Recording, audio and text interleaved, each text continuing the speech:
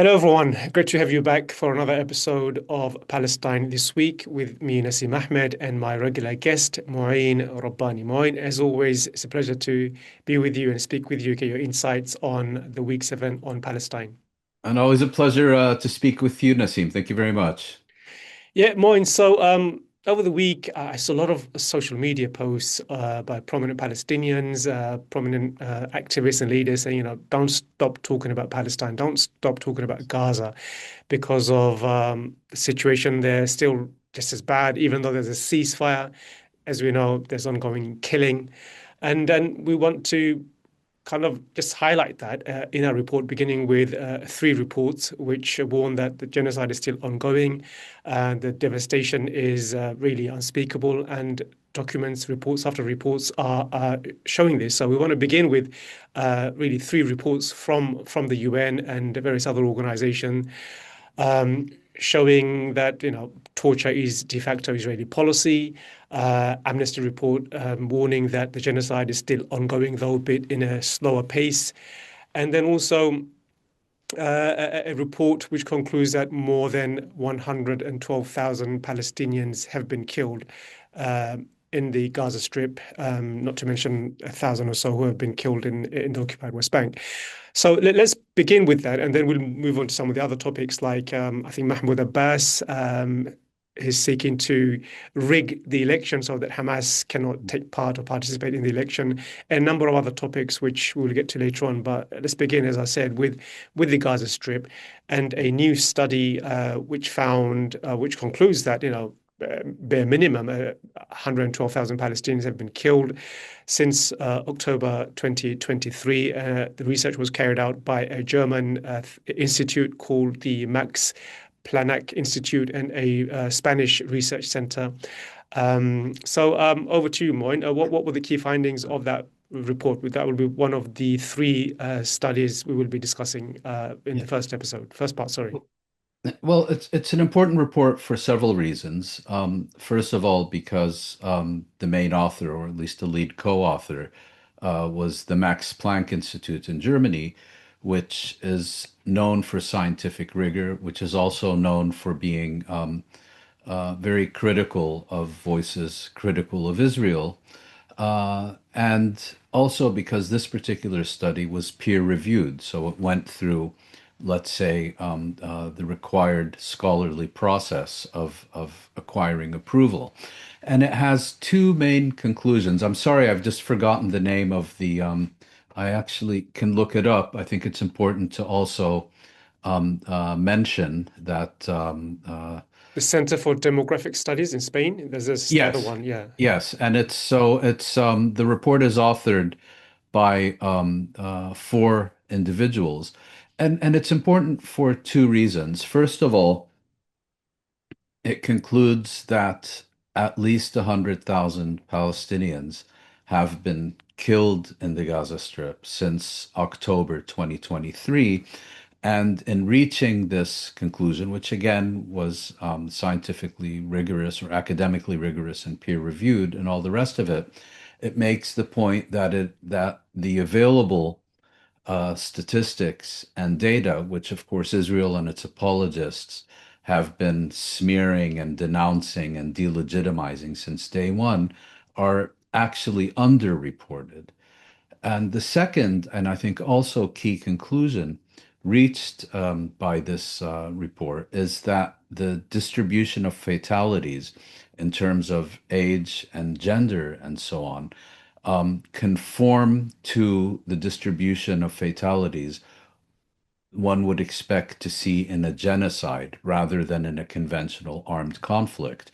So, in reaching this conclusion, it not only informs us that the total number of fatalities are significantly higher than those provided by the Ministry of Health in the Gaza Strip, which again has been denounced and delegitimized ceaselessly for 2 years now, but also that that the fatalities are the distribution of the fatalities rather are additional confirmation that what we're looking at here is a genocide rather than what is known as collateral damage, where civilians are killed inadvertently in an effort to strike a legitimate military target. So I think it's an important report, both given the source and the authorship, given the process through which it was approved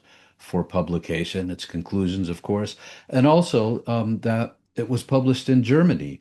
And perhaps no country has been policing thought and opinion and data and statements on Israel's genocide in the Gaza Strip as thoroughly as the German authorities. So, the authors must have had full confidence that they could stand behind and defend any criticism that came their way on account of this report. Mm. What's interesting is that in the early phase of the genocide, there was a lot of pushback against the numbers that were being reported by Yes, the Gaza Health Ministry. Less so now.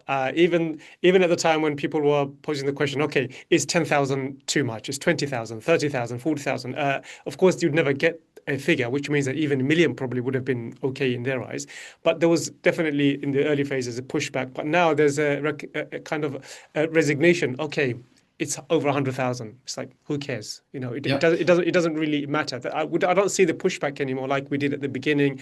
And there's you're right. almost like, just as God has given us this land, this war, this genocide is kind of ordained by God, and we just have to accept the fact that the creation of Israel would lead to a genocide. We just have to accept that and live with that consequence.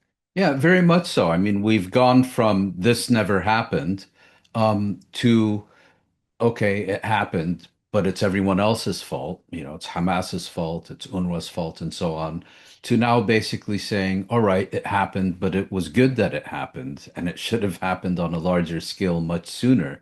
Bringing to mind again, Diana, the Palestinian legal scholar Diana Yeah, Walt. Buttu's well-known statement that as far as Israel and its flunkies, let's call it the Hasbara Symphony Orchestra, as far as they are concerned, nothing justifies October 7th, but October 7th justifies everything.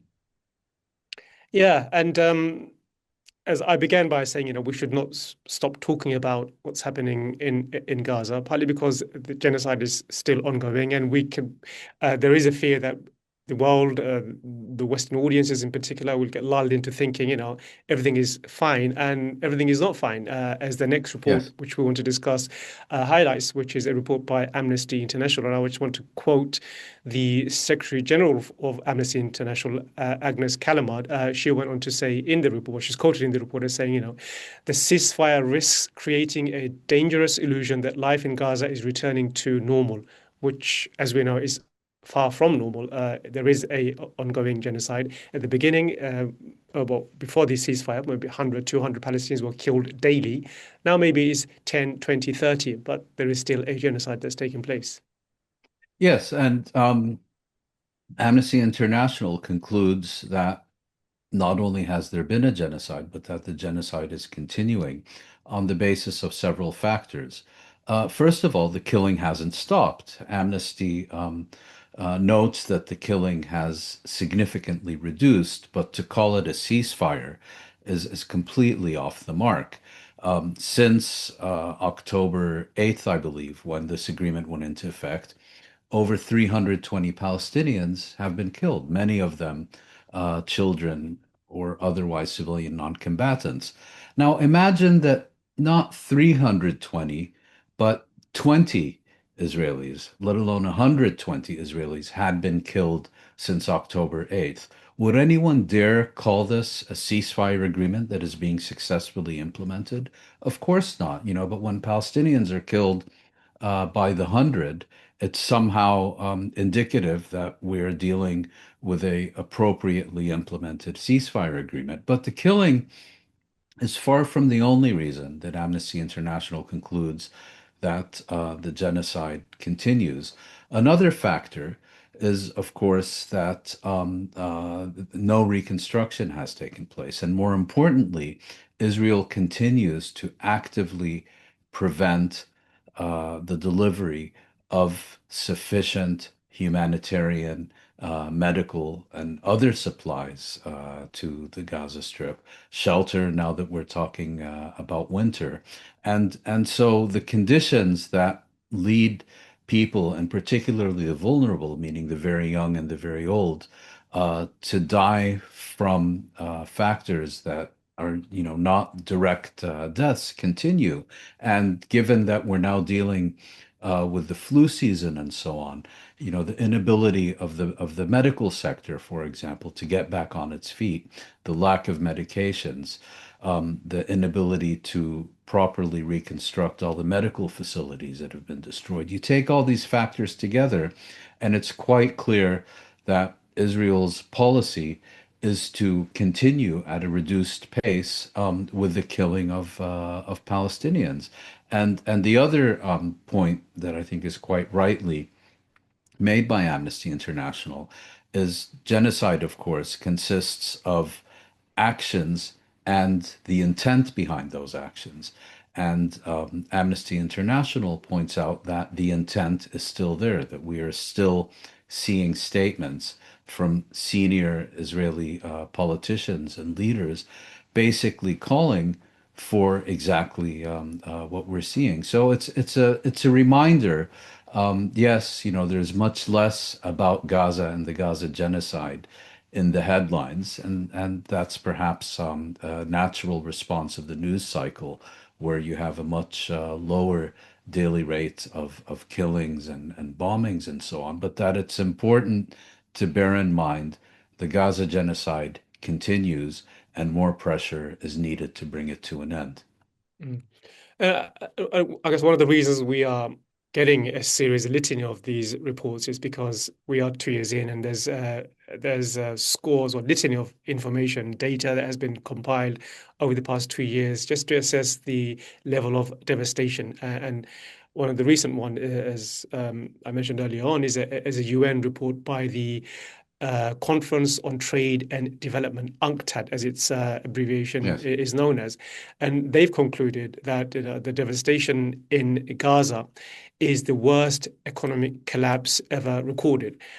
So they conclude that 69 years of human development has simply been erased because of Israel's 2-year-long genocide. So that was the other report I wanted to bring up with you. Yeah, it's an important report. You may recall that a few years ago, I think it was a different institution, the World Bank, which concluded that Lebanon's economic collapse during the early part of this decade was the most rapid economic collapse it had experienced since its founding. Now that appears to have been overtaken by the Gaza Strip in this important report by the United Nations Conference on Trade and Development, UNCTAD. And I'll just briefly go through some of the statistics. So Gaza's economy collapsed 83% in 2024. So that's last year, pushing all 2.3 million Palestinians in the Gaza Strip into poverty. It has wiped out 69 years of human development and stands as the most severe economic crisis ever recorded, as you mentioned. GDP per capita plummets to among the lowest in the world. 70% of all structures in the Gaza Strip damaged or destroyed. 73% collapse in economic and human activity. GDP is now back at 2010 levels. Severe fiscal crisis and so on. So this is really a very dramatic and perhaps not unexpected series of observations about how Israel's war upon the Gaza Strip, which has been not only a genocidal military campaign, but as an organic element of that campaign, has sought to systematically destroy everything within the Gaza Strip, from agricultural land to educational facilities to medical facilities to housing stock to other forms of infrastructure, how that has reduced the Gaza Strip to penury, basically. And again, it ties in, I think, with the two other reports that we've already discussed. The question now becomes, As you mentioned earlier, it's Israel and its apologists are no longer even bothering to deny this overwhelming tsunami of facts and data and statistics. I think they've reached the point where um, claiming that it's fake and fraudulent and so on only draws more attention to these data and to their efforts to undermine them. And I think that they're hoping that by ignoring them or celebrating them in some cases, they hope these reports will just go away. And our response, I think, is to use this increasing volume of data, this increasingly authoritative data, not just, as observers or as scholars or whatever, but to use it as a political tool, to put forward very clear and precise and concise demands over how the international community, particularly Israel's sponsors and allies, should be responding to the absolutely catastrophic situation in the Gaza Strip and increasingly in the West Bank as well. Yeah, so on the one hand, as you've been explaining, discussing the report, there's so much devastation, there's so much killing that's taking place, and there's a constant effort to try and diminish or dismiss those allegations. So you have the UN reports, but then you have these Israeli propagandists. Last week, there was a situation where Shifa Hospital, as you know, a wing of Shifa Hospital has been renovated or rebuilt. So Israeli propagandists push this image out on social media saying, look, there was no genocide. This Shifa hospital is perfectly intact. Nothing has happened to the hospital. The whole world has been lied to. You've been gaslit, whatever. Which shows this level of desperation and misinformation they're willing to Yeah. peddle to deny everything we've been discussing, the credible institutions like various UN institutions and Amnesty and others as well. So it just shows that sheer, lack of humanity and desperation that they are willing to stoop to discredit everything we've been saying so far, even to the point of misinforming about the fact that the hospital was destroyed, but a And he wing needs has to been. brag about it. It is to brag out, lie about it. So yeah, I thought it was really quite a interesting, interesting moment. Very If you much don't, so. let's go to the next one, which is a UN panel of experts who found that there's de facto policy of torture in Israel, Israeli detention camps. I mean, we knew this all along, but it's quite a horror show reading the report. It goes on to document things like, as we mentioned, rape, things like, for example, detainees being attacked by dogs, killed because of amputation, uh, um, detainees who had surgeries performed on them without anesthetic. So, as a quite a list of human rights abuses that have been documented by the UN panel, which concluded, as I said, that there's de facto policy of torture in Israeli detention centers. Yeah, and Israel and its flunkies will of course start whining and crying about Israel, poor little victim Israel being singled out for scrutiny by the United Nations. But in fact, the United Nations Committee Against Torture published findings on four countries simultaneously: Albania, Argentina, Bahrain, and Israel. So, the committee is operating as it should by looking at gross violations of the right not to be tortured or subjected to cruel and inhuman punishment around the globe. And again, its findings on Israel, as you mentioned, are devastating. Of course, the committee begins with an unequivocal condemnation of the Palestinian attacks of 7 October 2023, because it seems unless you do this first, you have no right or legitimacy to discuss Israeli conduct in any way, shape, or form. But nevertheless, it reviews what it calls a de facto state policy of organized and widespread torture and ill treatment, which gravely intensified since 7 October 2023, Israeli policy, of course.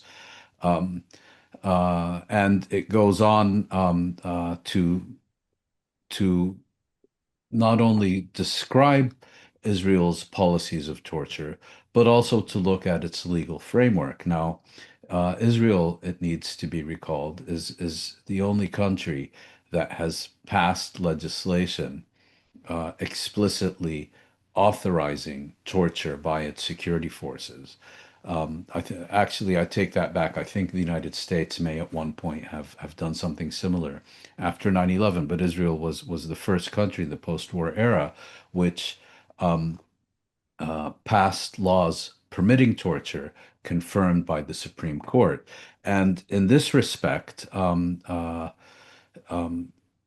it notes that Israel continues to lack a distinct offense criminalizing torture, and that its legislation allows public officials to be exempted from criminal culpability under the so-called necessity defense when conducting torture against detainees. So we've spoken on multiple occasions, Nassim, about the systematic torture of every Palestinian who enters Israel's prison system, and about the various methods that are used, from severe beatings to prolonged sleep deprivation to rape and so on. Israel is basically a torture state.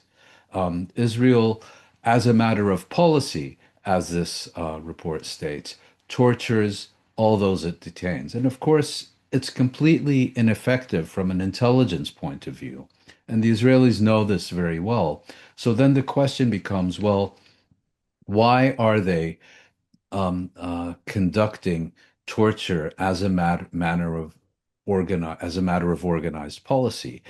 And it's quite clear. The policy is not to extract information from detainees, but to break the will of an entire society. And in the course of seeking to break the will of Palestinian society, it has, of course, tortured dozens of Palestinians to death since October 2023. Again, these are not new policies. What we're dealing with now is a question of amplified scale rather than the introduction of practices that were previously unknown in Israel's prison system.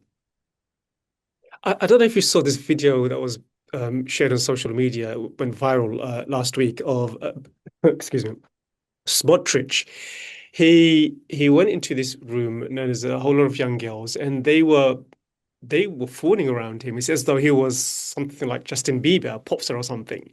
And I thought this, it was for me to me it was quite revealing. Here you have one of the most extreme far right Israeli politician who advocates torture of the Palestinians, who has the most who would advocate for the most cruel policies against the Palestinians. And I think when you see a report like that, and then you contrast the conclusions of a report which speaks about systematic torture, and then you have someone within Israel who is the biggest proponent of the most cruelest policies against the Palestinians, being met with a large group of young Palestinian girls, as though he's Justin Bieber. I thought it was You mean Israeli girls? Israeli girls, Yeah. Israeli girls. And I thought, what the level of extremism that's been normalized in that country, where Mm. they meet him and the response to Smotrich is as though he's some kind of a pop star. Yeah, Fawning. yeah. I just found it Mm. really Mm. revealing as a society for someone who, as I said, who would advocate for the most cruel policies against the Palestinians. We're talking about torture. He would be the first to advocate for that. And then here is this politician who is celebrated as though he's Justin Bieber, some kind of pop star. I Mm. just found that really Yeah. revealing. Well, sadism has become national policy, and very much of Israeli society seems to fully endorse this. I mean, we've spoken previously about Smotrich's ideological counterpart, Itamar Ben-Gvir, the Minister of National Security, and both he and Smotrich, I mean, they're just saying the quiet part out loud. You know, they repeatedly go out and extol torture and sadism and these practices. Ben Gvir loses no opportunity to go into these detention centers where Palestinian detainees are trussed like chickens, and basically calling for even greater depravities and depredations to be inflicted upon them. It's a sadistic state, a sadistic society, um, in which these have become national objectives, national policies, and increasingly national pastimes, as we see, for example, with military-supported settler violence in the West Bank. Mm. And over the past year, we have spoken quite a lot about the looting of aid in Gaza, and we now know who exactly was carrying out the looting. A French historian by the name of Jean-Pierre Filou. He spent time in the Gaza Strip while the genocide was taking place, and he now says, he saw with his own eyes where aid convoys were being looted by Abu Shabaab gang or various gangs who are supported by the Israelis. And they were doing it to, of course, discredit UNRWA and I guess also in his view, to empower the looters and show that if you're supporting the Israeli-supported gangs, then you will be safe, you will have access to food. Whereas if you're under the Hamas's um, uh, under Hamas's sway, then you will not get any aid. So I mean, he's basically come out and expose the extent to which Israel was aiding and abetting the looting of aid to the Gaza Strip while the Palestinians in the Gaza Strip were starving. Yeah, it's an important article. Jean-Pierre Filou is, I think he teaches at Sciences Po in Paris. He's written a highly regarded history of the Gaza Strip, which came out, I believe, around 15 years ago. And through his Israeli connections, he managed to get permission to enter the Gaza Strip. One of the very few um, uh, foreigners who has received permission to enter the Gaza Strip. I believe from around November 2024 till January 2025, if I'm not mistaken. And he writes about, well, let me just say there's been an ongoing controversy, for lack of a better word. Anyone on the ground in the Gaza Strip has stated very clearly from the beginning that all the looting is being done by Israeli armed and supplied and supported gangs. Israel, its its sponsors in the West and its flunkies and apologists have put out the story that, in fact, all the looting is being done by Hamas, and that Hamas is working hand in glove with UNRWA and the UN and anyone and everyone else that Israel doesn't like, and that Israel is as innocent as the purest angel, and Israel would never even touch a grain of wheat, let alone loot it. Now, what Fidu writes is that there's clear evidence, if we needed any more, but now we have more, that the looting, not only is the looting being done by these Israeli organized gangs, but that in fact, while he was on the Gaza Strip, he a few hundred yards from where he was, he could see quadcopters, Israeli quadcopters, drones, attacking security forces, attacking those meant to secure the aid, so that these Israeli sponsored gangs could loot it. Um, Maybe for you and me, this report is entirely superfluous because it's been clear from the get-go exactly what's going on. There was a policy of systematic starvation of the Gaza Strip that produced famine conditions in the northern Gaza Strip and perhaps elsewhere as well.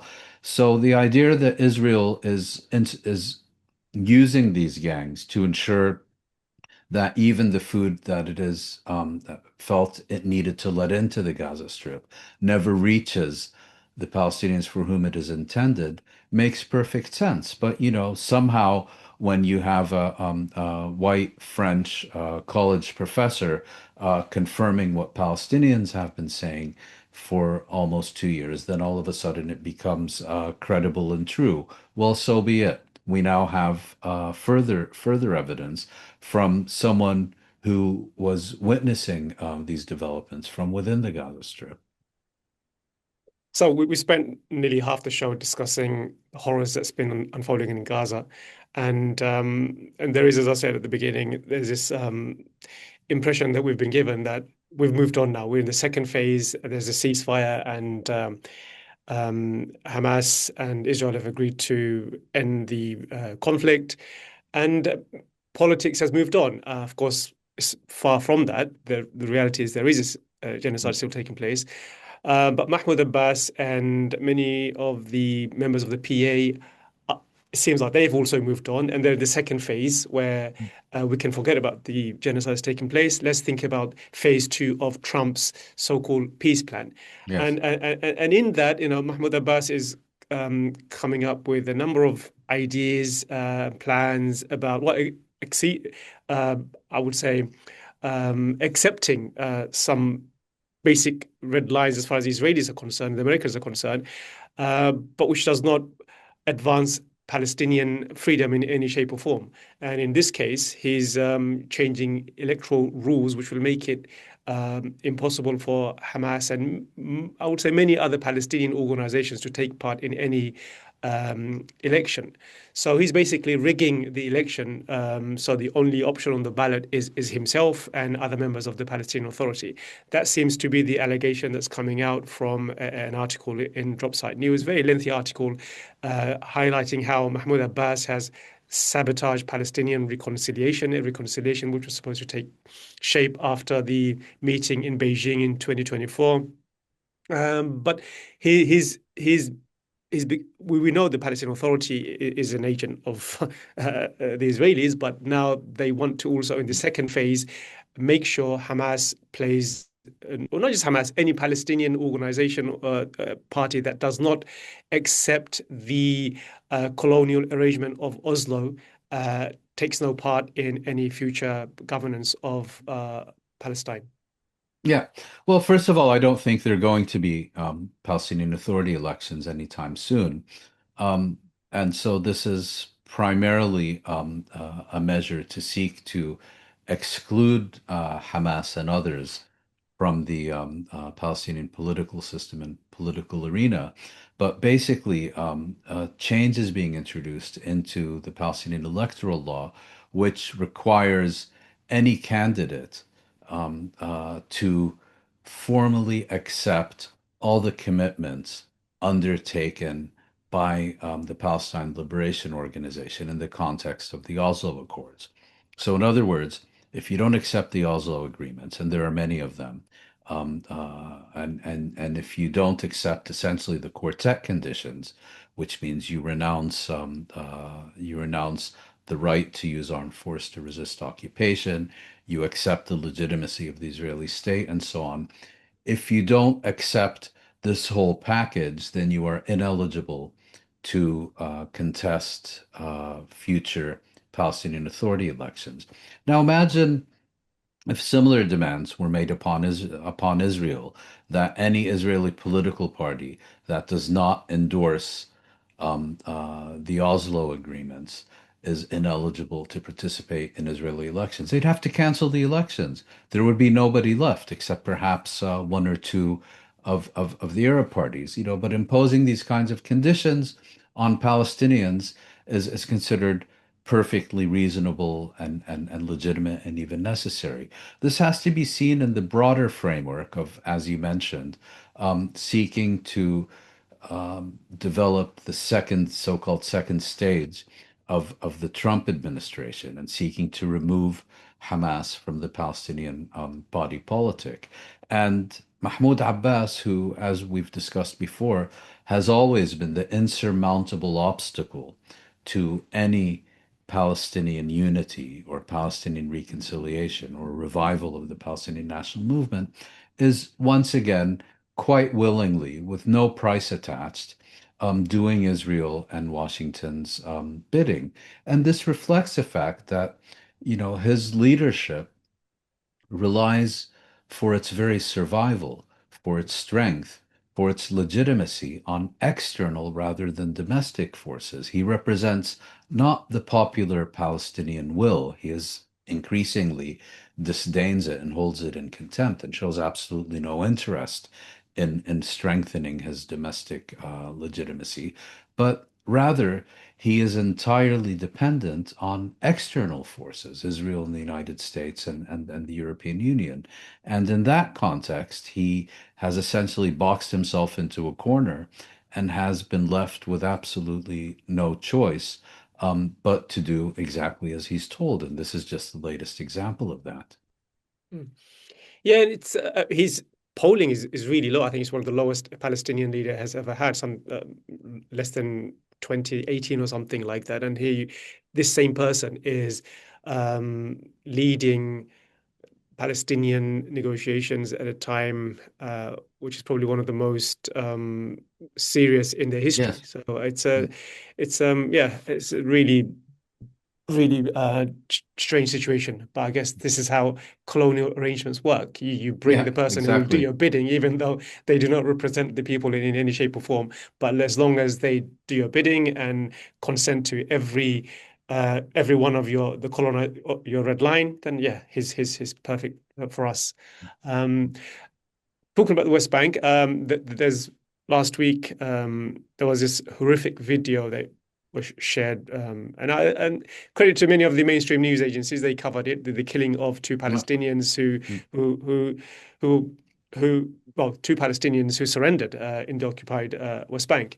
But on top of that, there's also been a number of evictions in Jerusalem, and a number of families are now saying the level of evictions from their homes has accelerated over the past 2 years, and a lot of these evictions are taking place under dubious legal, foundations. So, for example, these Israeli charities or charities who are somehow connected to the US. They will come and say, "Oh, an Israeli family or Jewish family was living on this plot of land 100 years ago," and they find some justification to use that as a way to expel Palestinians from their homes. And that has accelerated manyfold over the past 2 years. So there was a detailed report on that in The Guardian, if you wanted to have a look at that. But generally, just your thoughts on the West Bank. We spoke about that I think maybe last week, I'm not sure, but just generally what's happening in the West Bank. Well, we're seeing the practices and methods that Israel has applied in the Gaza Strip during the past 2 years, increasingly applied to the West Bank as well, with growing frequency. And it's important to recognize that the objectives are identical. Israel wants maximum land with minimal Arabs, so it has engaged in these massive land confiscations. Again, before this video was broadcast, it used to be an anti-Semitic blood libel to accuse Israel of conducting summary executions. Now that we have incontrovertible images, video evidence of it, you get the BBC and the New York Times trying to prettify it with headlines such as Israel executes Palestinians who appear to have surrendered. What do you mean appear to have surrendered? You'd have to be blind not to see that they actually came out with their hands raised, showed that their waists were bare and so on, and then they were summarily executed, shot and killed by the soldiers. And these death squads have been operating actually since the late 1980s or early 1990s during the first Intifada, when Israel first established these death squads to hunt down and eliminate Palestinian activists. And this is just the latest example. The only difference here really is that we have video evidence, but it happens all the time. And in fact, the Israeli military recently indicated that every single wanted Palestinian in the West Bank has been eliminated since October 2023, meaning they've been either arrested or executed, so or killed, probably in many cases through similar summary executions. But the objective here for Israel is to basically destroy the Palestinian economy, to shred Palestinian society, to corral Palestinians into increasingly smaller areas where they will be living unsustainable lives and will feel forced to leave the West Bank if they are to have any prospects of, for example, ensuring a proper life for their children. So what's happening is absolutely clear. Now, you mentioned Jerusalem, and it's an interesting case. So in 1948, of course, Israel occupied West Jerusalem, which has never been recognized by the international community because all of Jerusalem was supposed to be placed under international administration, given its religious significance. So the international community never recognized Israel's occupation and annexation of West Jerusalem or Jordan's annexation of East Jerusalem. In 1967, Israel occupied and illegally annexed East Jerusalem as well. And the principle that it applied is that any property in East Jerusalem, which had been owned by a Jewish proprietor prior to 1948 must revert to that owner. But by the same token, most of the many, perhaps even most of the Palestinians who were expelled from West Jerusalem during the Nakba lived either in East Jerusalem or its environs, and none of them were permitted to even make a claim for their former properties that had been seized from them and alienated during 1948.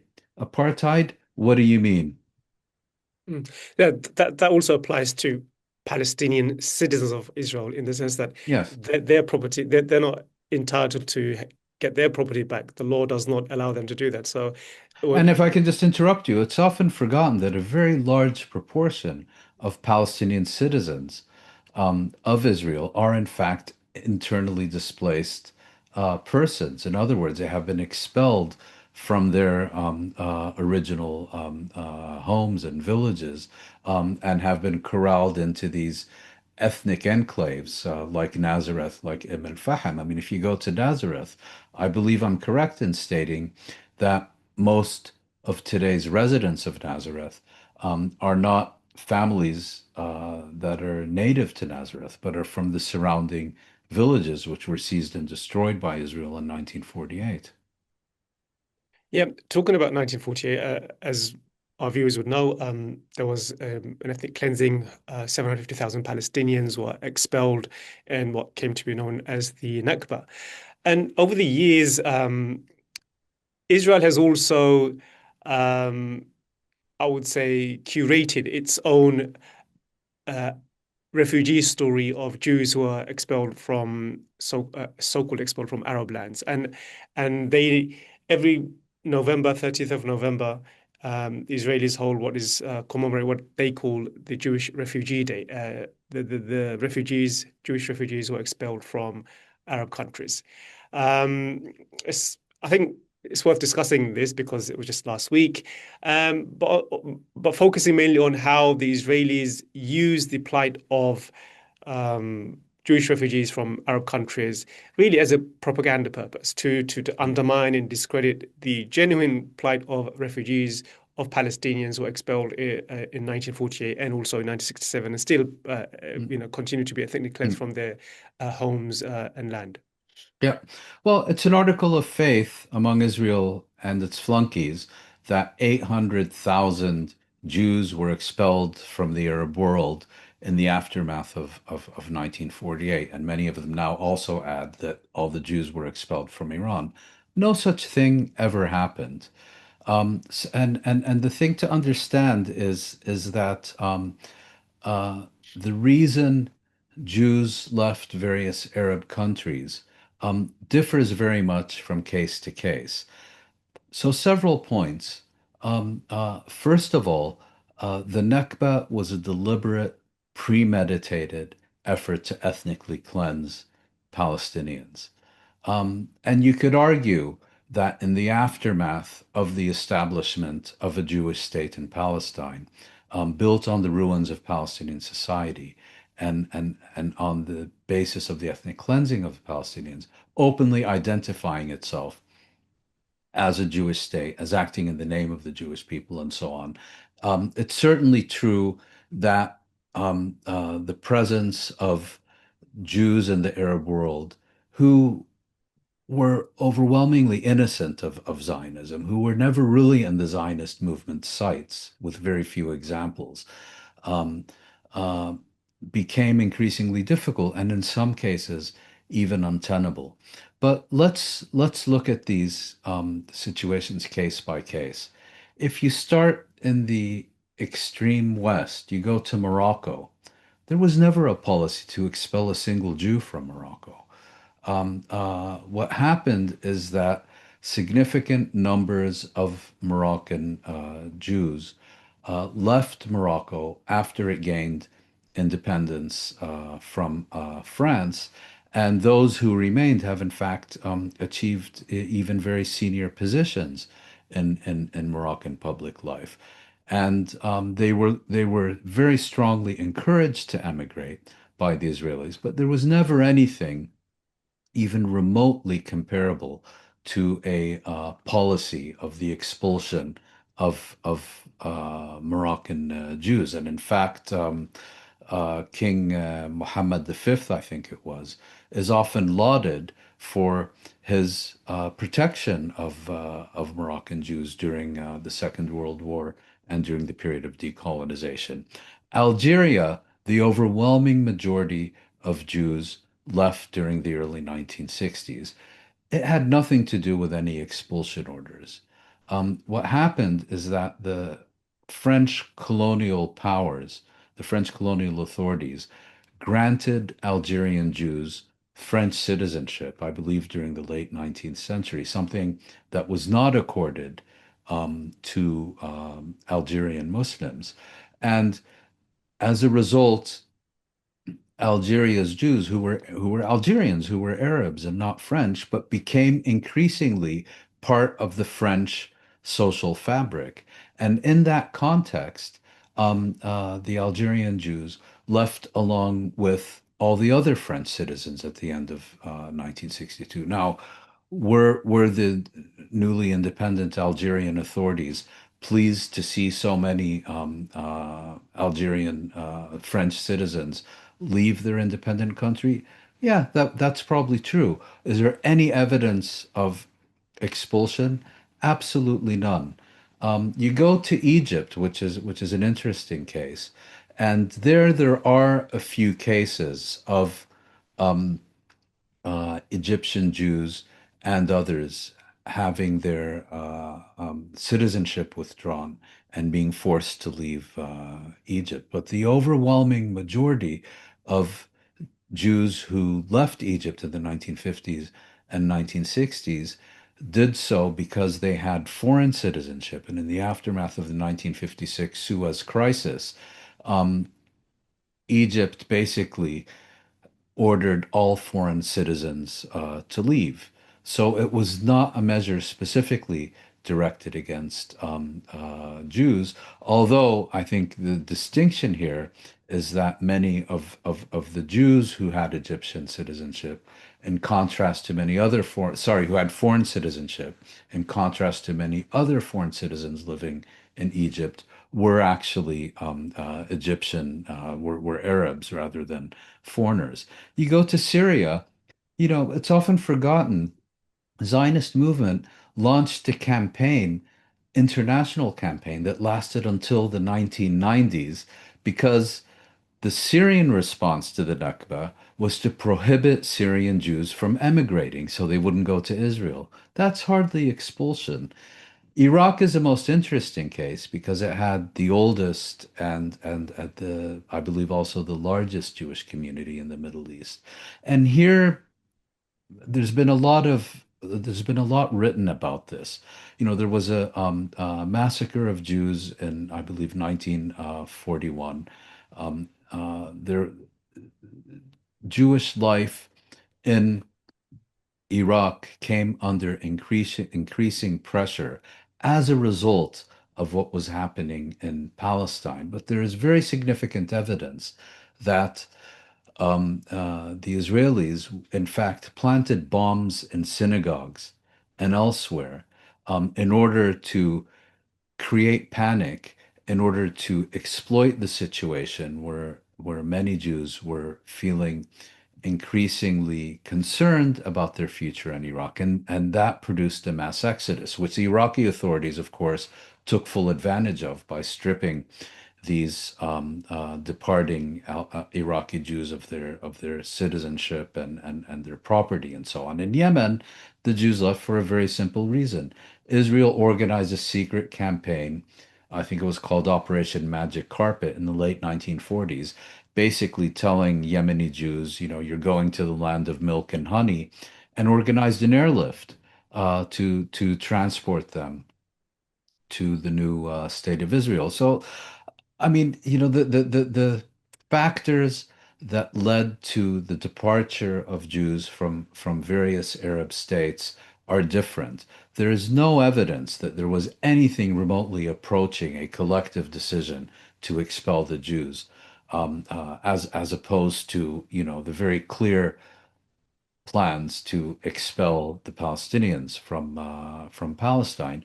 I think you could make an argument that Zionism placed Jewish life in the Arab world under increasing pressure, and that the failure of a proper response by the Arab governments made it increasingly untenable. It should, of course, have happened, have ended very differently than it did. But the claims are absolute nonsense. And now it's being exploited by Israel, basically saying, okay, we expelled the Palestinians, you expelled the Jews. The Palestinians lost their property, the Jews lost their property. We want the right of return and compensation too. And if you don't give it, the Palestinians get nothing. It's so clearly being instrumentalized for Israel to escape accountability for its crimes and actions. Mm. And one of the planks of Zionism is the ingathering of the exiles. Yes, That's exactly. the pull factor. That's the ideological pull factor of Zionism, which is that if Exactly. you Yeah. believe in that stuff, then you would intentionally move to Israel. I think in the 1 million Russian Jews moved to Israel, but their story is not the same as the refugees. They were not forced out in the same way the Palestinians were forced out. And even if one were to accept the Israeli narrative, which we don't, of course, but even if we were to do that, it doesn't diminish the Palestinian right of return, because the right of return essentially is a fundamental human right. It's not a right which a state or an organization can simply negotiate away on behalf of a political. Yes, but that's how it's being used. I mean, Yeah. even if all the false claims about Arab Jews being expelled are true, it doesn't in any way affect Palestinian rights in their own country, their rights to return, to restitution, to compensation, and all the rest of it. And more importantly, the Palestinians had absolutely nothing to do with the departure, call it expulsion if you must, of Jews from the Arab world. So to somehow make Palestinians responsible for what happened to Arab Jews, as if Israel had nothing to do with it, and to say, therefore, you lose your rights. It's so clearly a political ploy that I'm kind of shocked it's still taken seriously by Yeah. anybody. I mean, if it was true, the reasonable position would be for Israel to say, okay, Iraq, you expelled our Yeah, Jews. We want yeah, compensation from Iraq. We want compensation from Syria. We exactly, want, not deny Palestinians their right. It doesn't make exactly. any sense Yeah. whatsoever. So let's move on. Um, one of our final stories. Last week, there's a lot of reports coming out about Jeffrey Epstein and his links to Israel. Our viewers know that, you know that as well. But this one was, I think, worth discussing, which is his role in trying to discredit the work of Mearsheimer and Walt's the book they published nearly, I would say, 15, 20 years ago, which is the Israeli lobby, and the efforts that went into trying to present that as some kind of a blood libel, anti-Semitic screed, and Epstein was really at the heart of trying to discredit that book with the aid of Alan Dershowitz. It's quite a crazy story, but the more and more you look at this Epstein figure, more and more you realize, the road leads to Tel Aviv. Well, what's interesting here is that Epstein's political role and intelligence connections are receiving almost no scrutiny in the mainstream media. Dropsite News has done fantastic investigative journalism over these links, but they tend to be generally ignored by the mainstream media. So it's quite clear that Epstein had extensive links with Israel and with Israeli intelligence. It's also quite clear that the Americans must have known about this. So the extent to which Epstein was also a U.S. intelligence asset becomes very relevant. And I suspect we'll be finding out more in the weeks and months and perhaps years to come. In this particular case, Epstein, who we already know was a strong advocate of bombing Iran and of other extremist Israeli policies, is assisting his lawyer, Alan Dershowitz, perhaps one of the vilest pro-Israeli figures in living memory, and by coincidence, also the lawyer who negotiated Epstein's get out of jail free card on when he was first arrested about I think in 2009 or whatever it was. Um, Dershowitz had written a response to an important study by two leading international relations scholars, John Mearsheimer and Stephen Walt, essentially exposing the role of the Israel lobby in influencing U.S. Middle East policy. And Dershowitz, as he does with everyone else, denounced this as anti-Semitism. Oldest trope is being revived, and so on. And Epstein helped proofread this, gave him some suggestions in terms of the text and its distribution and so on. So it shows quite clearly, I think, that Jeffrey Epstein, the world's most notorious sexual predator, was also a political predator and also believed that anyone who criticizes Israel or supports Palestinian rights essentially deserve treatment similar to all his underage victims of his sexual crimes. Yeah, and as I said, there's lots more to come out regarding Yes. Epstein's role with Israel, Oh, there and will we, be. we we look forward to seeing those. So, Moin, I think we've spoken for an hour and we've covered most of the topics I had on my list.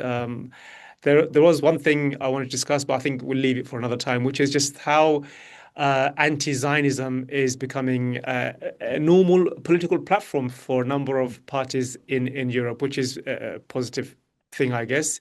Mm. And we'll discuss that probably next week. I We look cover on forward that. to it. So thank you again, and thank you also Thank you. for tuning in. See you again for another Palestine this week with me, Nassim Ahmed, and my regular guest, Moin Rabbani. Bye bye.